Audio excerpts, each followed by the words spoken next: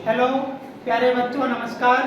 स्वागत है आपका मैथ क्लास में। ठीक है, आज हम कक्षा 8 की गणित, इसमें चैप्टर नंबर 4, जिसका नाम है आंकड़ों का प्रबंधन। ठीक है, इसको देखेंगे। अब देखिए, आंकड़ों का प्रबंधन होता क्या है। देखो, किसी भी प्रकार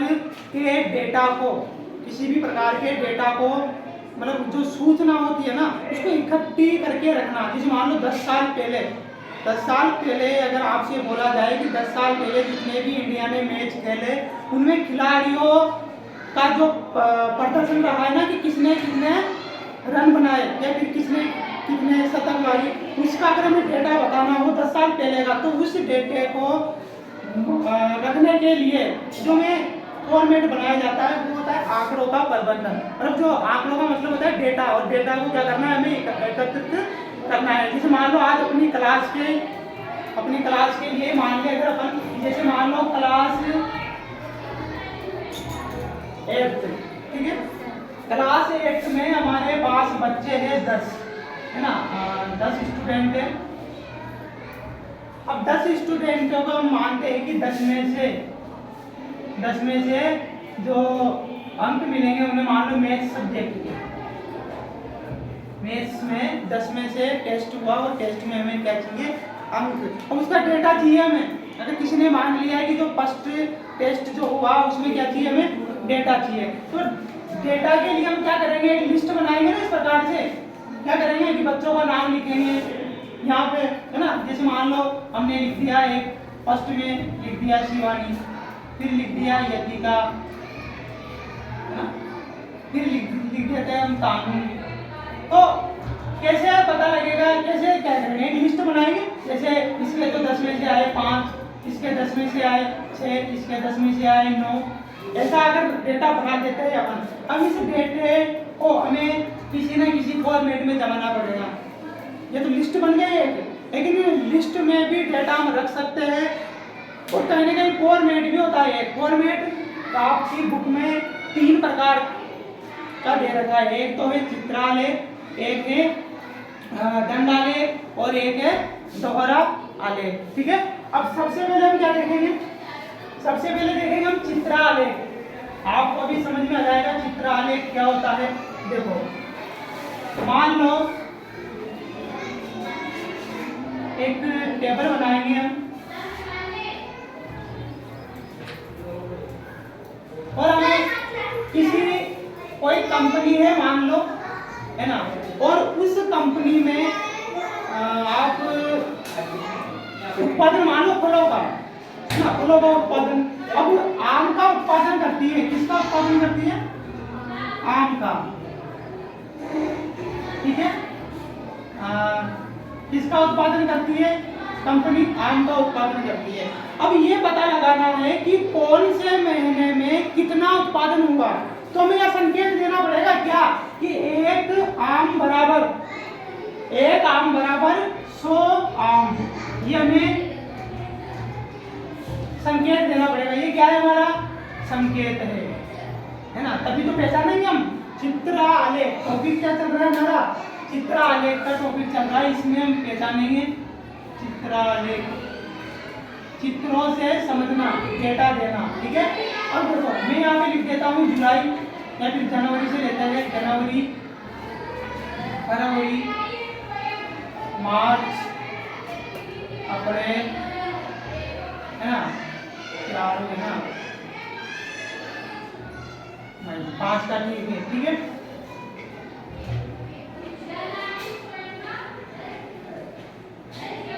अब देखो हमें ये डेटा बताना है कि किस महीने में एक कंपनी ने आम का उत्पादन किया और कितना उत्पादन किया। तो देखो यहाँ मैं आम बना देता हूँ।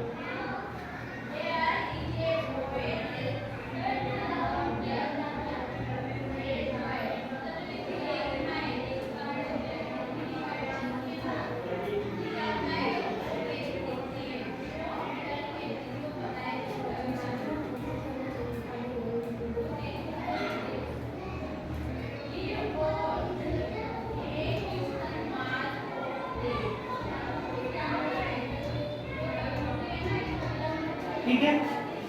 अब देखो करना क्या है, इसमें हमें ये पता लगाना है। देखो हमारे पास संकेत क्या है कि एक आम बराबर कितने आम है, 100। संकेत क्या दिया हमने कि एक आम बराबर 100 आम।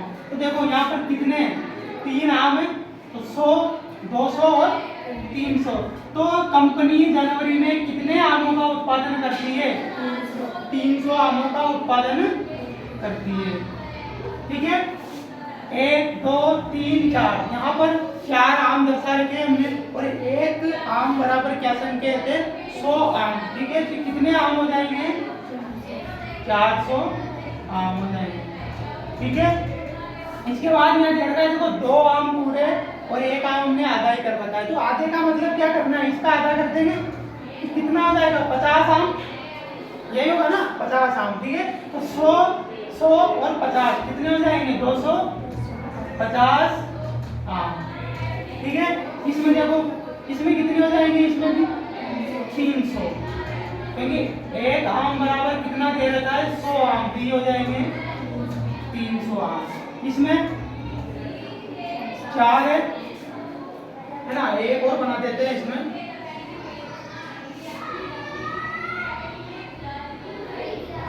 है ना, तो 5 आम हो गए इसमें और एक आम बराबर 100 आम, तो 5 आम के हो जाएंगे 500।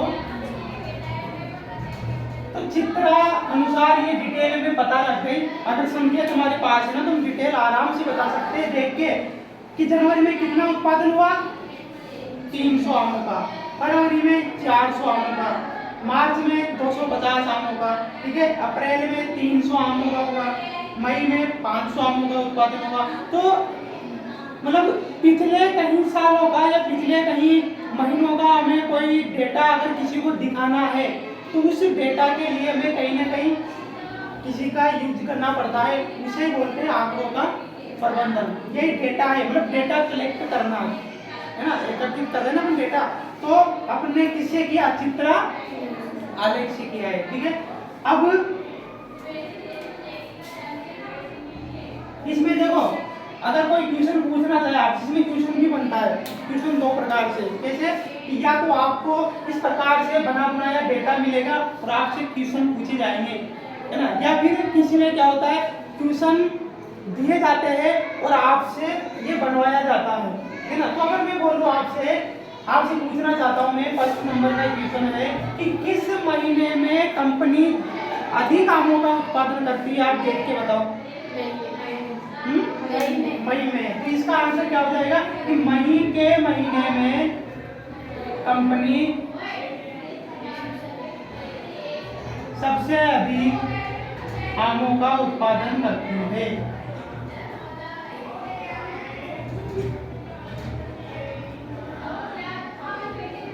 उत्पादन करती है, ठीक है। ठीक है, इसी प्रकार एक क्वेश्चन और बना सकते हैं कि किस महीने में कंपनी सबसे कम आमों का उत्पादन करती है, मार्च में करती है। तो ऐसे अपन मार्च के बारे में लिख देंगे, है ना। तो ऐसे क्वेश्चन पूछे जाते हैं यहाँ पर। और इसके अलावा हम ये भी पूछ सकते हैं कि टोटल कितने महीनों तक आमों का उत्पादन करती है कंपनी। 5 महीनों तक हमने 5 महीनों का डेटा दिया है। इसका मतलब ये है कि हमने 5 महीनों तक का ही डेटा दिया है ना। तो उसमें ये लिखना है कि 5 महीनों तक कंपनी क्या करती है, आमों का उत्पादन करती है। हो सकता है कंपनी बाकी के 7 महीने जो बचे हैं उसमें किसी और फल का उत्पादन करती हो सकता है ना ऐसा, इसलिए हमने 5 का ही लिया है। तो ये होता है चित्र आलेख। अरे समझ में, ये है चित्र आलेख। इसका ज्यादातर क्वेश्चन नहीं आता, लेकिन ये एक टॉपिक है इसलिए पढ़ा अपन ने, क्योंकि आंकड़ों के प्रबंधन में कितने टॉपिक है या फिर कितने प्रकार से हम आंकड़ों को इकट्ठा कर सकते हैं वो दे रखा है। तो फर्स्ट में है अपना चित्र आलेख जो हमने देख लिया है, ठीक है। अगला टॉपिक है हमारा दंड आलेख। देखो इसको ध्यान से समझना है आपको, दंड आलेख को, क्योंकि ये टॉपिक हमारे प्रश्नावली में भी है और ट्यूशन भी बनता है इससे।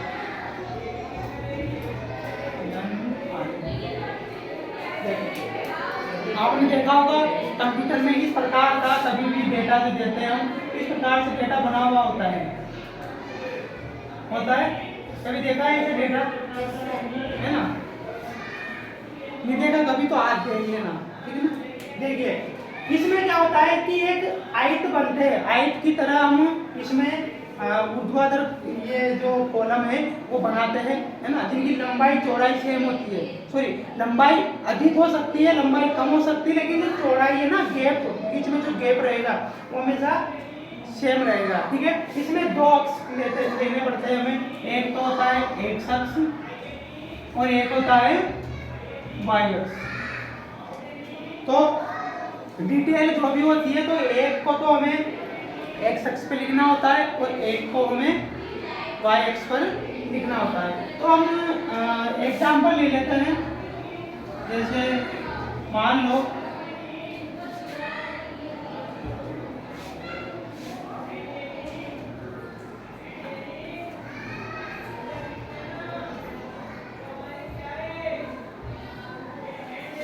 तो देखो मान लो कक्षा 8 में 2015 से 2015, 2016, 2017 और 2018 चारों में ना, मैं लिख देता हूँ मैं 2014। तो इन सत्रों में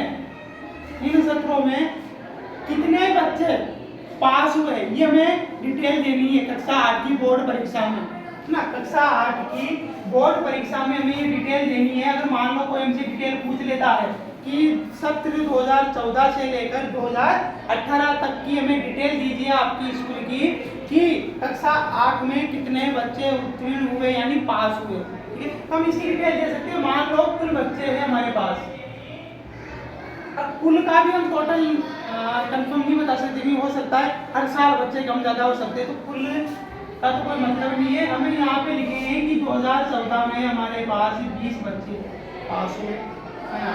2015 में हमारे पास 5 बच्चे पास हुए, 2016 में 10 बच्चे पास हुए, 2017 में 15 बच्चे पास हुए और 2018 में 25 बच्चे पास हुए।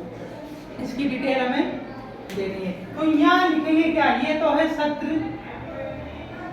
है ना, और ये है बच्चों की संख्या या फिर विद्यार्थियों की संख्या या फिर छात्रों की संख्या में से लिख सकते हैं छात्रों की संख्या, ठीक है। अब इसी डिटेल को देखो होता क्या है, कभी इस प्रकार की टेबल दे दी जाएगी और उस टेबल से आपको क्या करना है, दंड आलेख बनाना है। यह है दंड आलेख, इस प्रकार की आकृति बनेगी। या फिर ऐसा भी हो जाता है कि दंड आलेख आपको दे दिया जाएगा और उससे कुछ ना कुछ क्वेश्चन आपसे पूछे जाएंगे, ठीक है, तो उनका जवाब देना है। तो हम पहले दंड आलेख बना लेते थे और इसी से क्वेश्चन बनाएंगे। तो देखो करना क्या है, आपको इस प्रकार से आकृति बनानी है आपको, जहां पर एक को देना है आपको एक्स अक्ष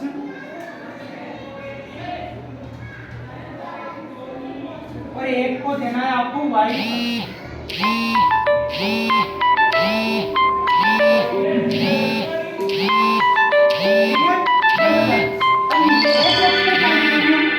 एक्स अक्ष पे लिखेंगे अपन सत्र,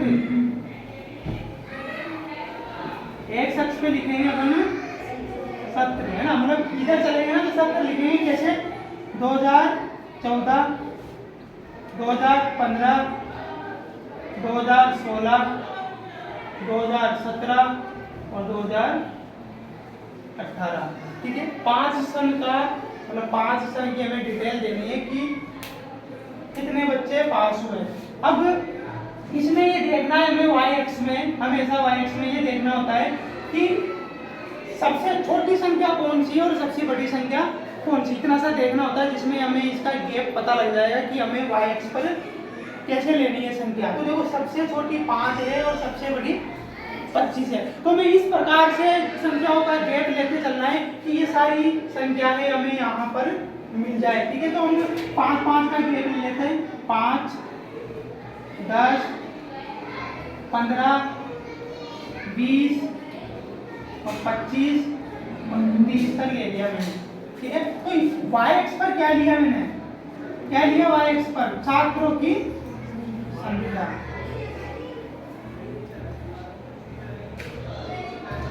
वाई एक्स पर क्या लिया, छात्रों की संख्या, और एक्स एक्स पर क्या लिया, सत्र, जो हमारे पास सत्र था।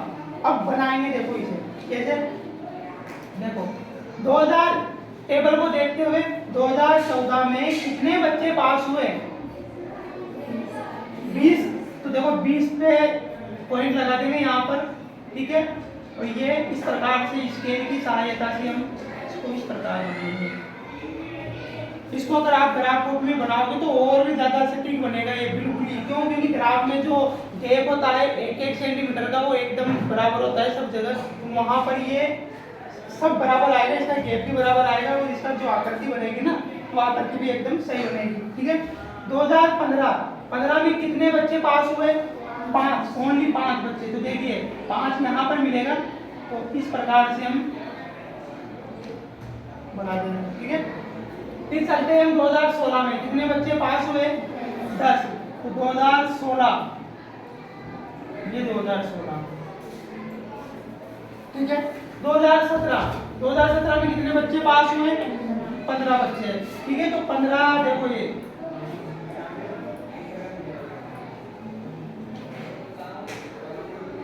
ठीक है। 2018 में कितने बच्चे पास हुए, 25, ठीक है। तो देखो 25,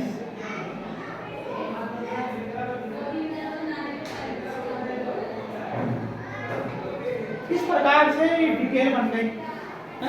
अब जब भी हम डेटा खोलेंगे ना कभी भी, तो डायरेक्ट ये दंड आलेख का डेटा खुलेगा हमारे सामने, और इसको देख के हम अपने आप बता देंगे ऐसे कि 2014 में कितने बच्चे पास हुए थे, 20, 2015 में 5, 2016 में 10, 2017 में 15, और 2018 में 25, ठीक है।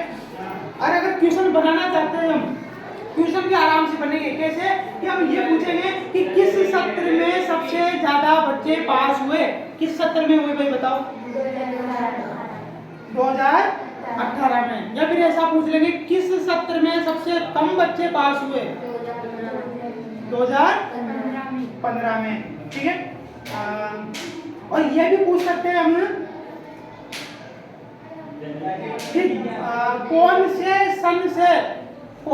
सत्र से बच्चों के पास होने में बढ़ोतरी हुई या वृद्धि हुई, कौन से सन से हुई, ऐसा कौन से सन से हुआ, 2015 से हुआ। क्यों, क्योंकि 2014 में देखो 20 बच्चे पास हुए और वापिस से स्तर गिर गया नीचे 2015 में, लेकिन 2015 से ही वापिस से क्या हुआ, स्तर बढ़ने लग गया। कैसे कि 2015 में 5 बच्चे पास हुए, 2016 में 10 बच्चे पास हुए, 2017 में 15 और 2018 में 25, तो वृद्धि हुई ना।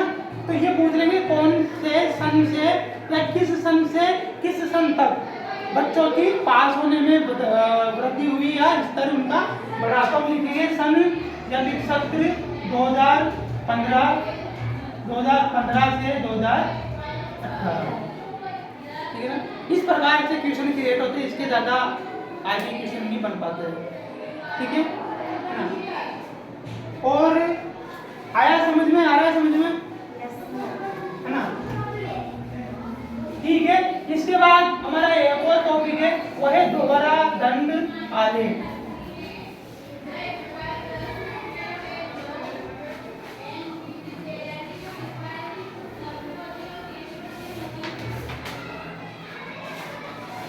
आ रहा है समझ में, चित्र आलेख पढ़ लिया एक, तो हमने एक पढ़ लिया हमने दंड आलेख, अब आएगा दोहरा दंड आलेख, ठीक है। तो देखिए दोहरा दंड आलेख,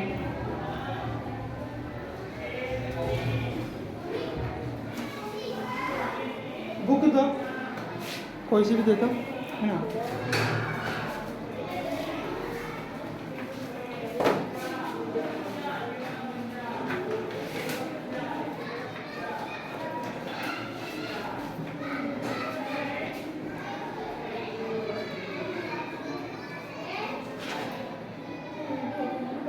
देखो हम इस बार देखेंगे यहाँ पर कि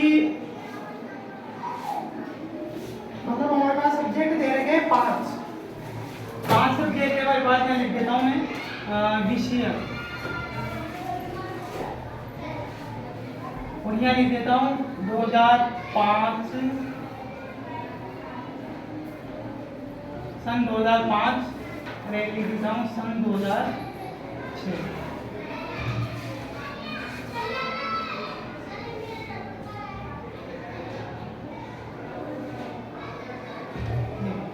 करना क्या है, हमें 5 विषय लेने हैं और ये देखना है कि जैसे मान लो गणित विषय ले रहे तो गणित विषय में कितने विद्यार्थी 2005 में पास हुए और कितने विद्यार्थी 2006 में पास हुए, ये डिटेल हमें देनी है एक साथ, अलग अलग नहीं देनी, एक साथ, तभी जो दोहरा दंडालेख बनेगा दोनों से मिलकर, है ना। तो पहले हम विषय लिख लेते हैं, तो यहाँ पर लिख लेते हैं फर्स्ट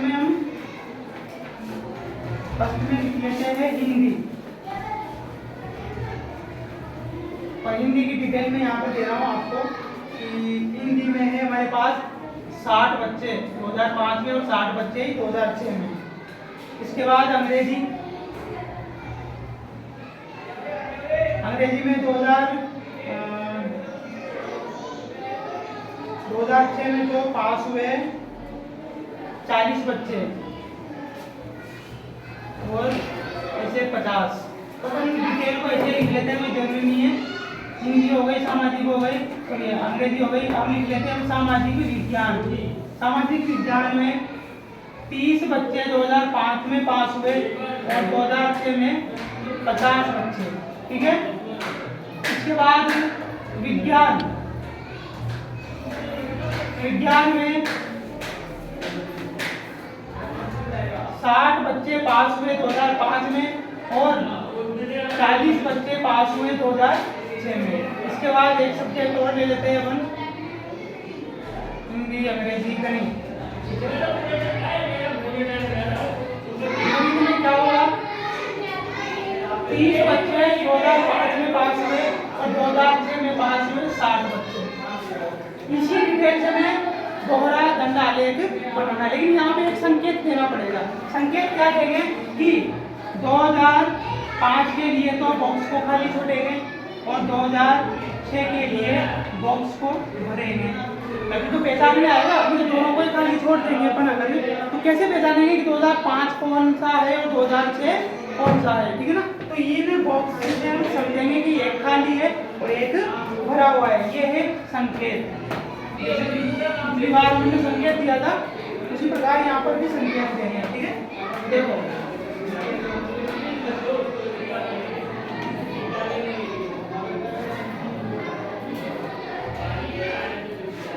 ये हो जाता है हमारा y अक्ष और ये x।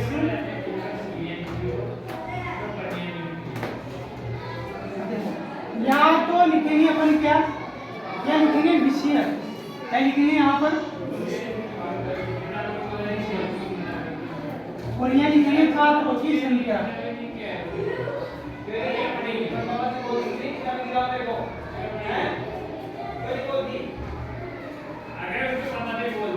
है ना, छात्रों की संख्या में लिखेंगे y अक्ष पर और विषय लिखेंगे अपन x अक्ष पर, है ना।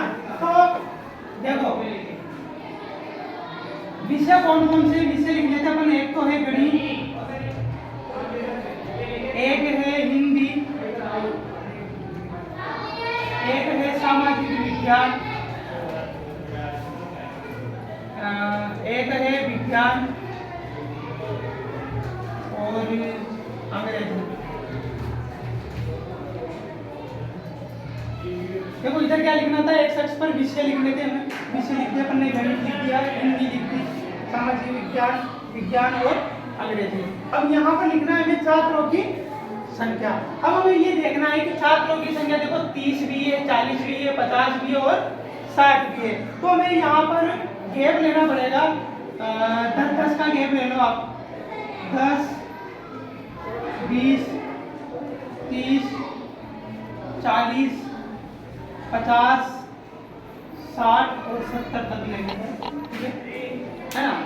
अब देखो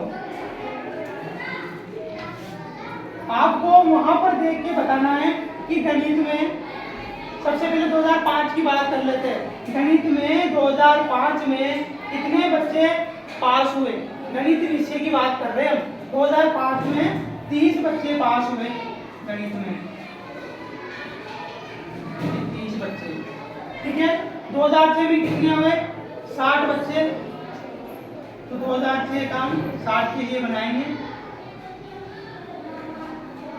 60 बच्चे। दोहरा दंड आलेख नाम से पता लग रहा है, यानी दोनों को एक साथ जोड़ के लिखना है, ठीक है। तो देखो इसको हम क्या करेंगे, भरेंगे डिटेल। क्यों? क्योंकि हमें संकेत दिया था इसका 2006 वाले को हम भरेंगे, ठीक है। तो ये 2006, अब देखो पता लग रहा है कि ये वाला 2006 का है। अब कैसे जांच करेंगे? 2006 में इससे पता लग रहा है 2006 में गणित विषय में कितने बच्चे पास हुए? 60 बच्चे पास हुए, पता लग रहा है ना। तो दूसरा देखो, हिंदी का देखो, हिंदी में 2005 में कितने बच्चे पास हुए? 60।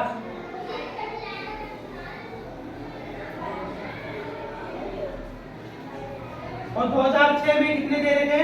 2006 में भी 60। तो 2006 वाले को हम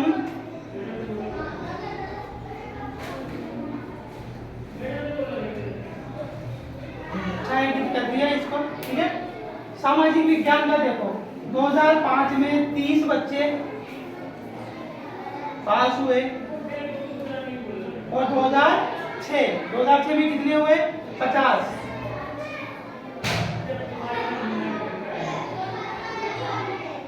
तो 2006 में 50, तो इसको भी छायांकित करते हैं।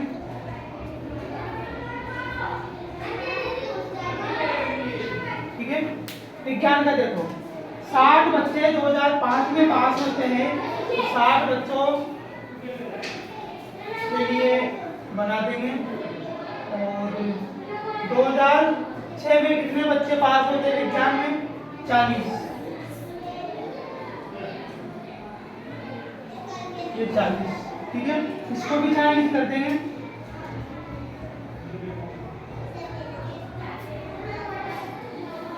आ रहा है समझ में?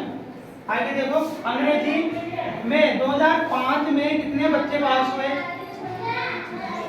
50।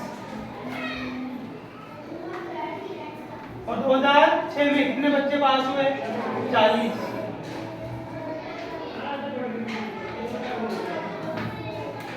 तो 2006 वाले को छायांकित करेंगे। तो देखो ये हमारा दोहरा दंड आलेख कंप्लीट है। देखिए लग रहा है ना अच्छा, ठीक है। तो देखो इस प्रकार से हम इसकी डिटेल दोहरे दंड आलेख से भी हम आंकड़ों को एकत्रित कर सकते हैं, है ना। और बता सकते हैं कि इस प्रकार से, जैसे इसमें पता लग रहा है, अगर क्वेश्चन देते अगर हम तो ये दे सकते हैं कि कौन सा विषय है ऐसा जो दोनों ही सत्र में, या फिर कौन से विषय में दोनों ही सत्र में बराबर बच्चे पास हुए, है ना। तो वो है हिंदी, है ना। और ये पूछ सकते हैं कि ऐसा कौन सा विषय है जिसमें बढ़ोतरी हुई है, बच्चों में पास होने की बढ़ोतरी हुई है, कौन सा विषय है? गणित। और एक सामाजिक विज्ञान। क्यों? क्योंकि देखो 2005 में तो कम हुए पास और 2006 में ज्यादा हुए, तो बढ़ोतरी हुई ना। बढ़ोतरी कैसे होगी? जैसे आगे चलते जाएंगे और बढ़ोतरी होती जाएगी, ठीक है। 2005 में 30 बच्चे पास हुए, 2006 में डायरेक्ट 60 बच्चे पास हुए। तो गणित में भी वृद्धि हुई है बच्चों के पास होने में, और एक सामाजिक विज्ञान में भी वृद्धि हुई है, ठीक है। या फिर ऐसा पूछ ले हम कि कौन से विषय में बच्चों कौन सा विषय ऐसा है जिसमें बच्चे कम हुए हैं पास होने के लिए। जैसे अंग्रेजी विषय है जिसमें पहले ज़्यादा थे और 2006 में कम पास हो गए, है ना। और एक विज्ञान, तो विज्ञान में सबसे पहले 60 बच्चे पास हुए 2005 में, और 6 आते ही वापिस से कम बच्चे पास हो गए। तो इसी डिटेल का यही पता लग रहा है, इसमें देख के यही डिटेल पता लगा सकते हैं कि किस सन में कितने बच्चे पास हुए, किस सन में ज़्यादा हुए, किस सन में कम हुए, ठीक है। तो ये है आंकड़ों का प्रबंधन, जिसमें हमें 3 टॉपिक क्लियर किए हैं, है ना।